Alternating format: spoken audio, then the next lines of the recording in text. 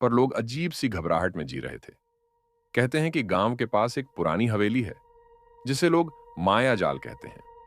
हवेली पर बहुत पहले ताले लगा दिए गए थे क्योंकि वहां से कई लोग गायब हो चुके थे। गांव वालों की मान्यता थी कि उस हवेली में एक रहस्यमयी शक्ति रहती है जो इंसान को अपनी ओर खींच लेती है।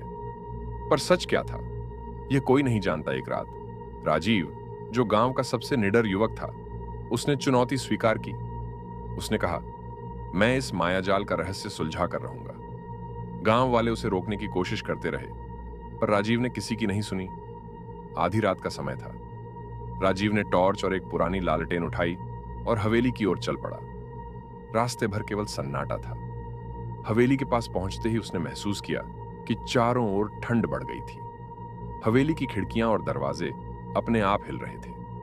राजीव ने जैसे ही दरवाजा खोला, एक अजीब सी गंध उसके नथुनों में घुस गई। अंदर अंधेरा था, पर उसकी लालटेन की रोशनी ने दीवारों पर अजीबोगरीब चित्र दिखाए। ऐसा लगा जैसे वे चित्र उसे घूर रहे हों। तभी एक आवाज गूंजी, कौन है? लौट जाओ। राजीव डर गया, पर उसने हिम्मत नहीं हारी। वह अंदर की ओर बढ़ता गया। हर कदम के साथ उसे ऐसा लग रहा था कि कोई उसे देख रहा है। अचानक उसकी टॉर्च बंद हो गई। चारों ओर अंधेरा छा गया। तभी उसे एक कमजोर सी रोशनी दिखाई दी।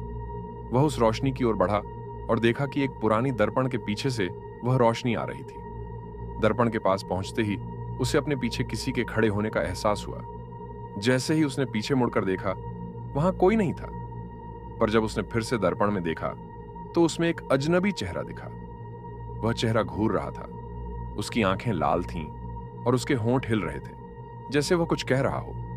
तुमने मेरी नींद खराब की है, वह चेहरा बड़बड़ाया। अब तुम मेरे मायाजाल में फंस चुके हो। राजीव को एहसास हुआ कि अब उसका लौटना नामुमकिन था। वह चिल्लाया, पर उसकी आवाज जैसे किसी ने दबा दी। दर्पण के पीछे से हाथ निकले और उसे अंदर खींच लिया। सुबह गांव वाले जब उसे ढूंढने गए, तो हवेली के दरवाजे पर सिर्फ उसकी लालटेन पड़ी थी। कहते हैं, जो भी उस हवेली में गया वह कभी वापस नहीं आया। और उस दिन के बाद से हवेली के दर्पण से कभी कभी मदद के लिए चीखने की आवाजें आती हैं। तो अगर कभी किसी जगह को मायाजाल कहा जाए, तो वहां जाने की हिम्मत मत करना, क्योंकि शायद अगला शिकार आप हो सकते हैं।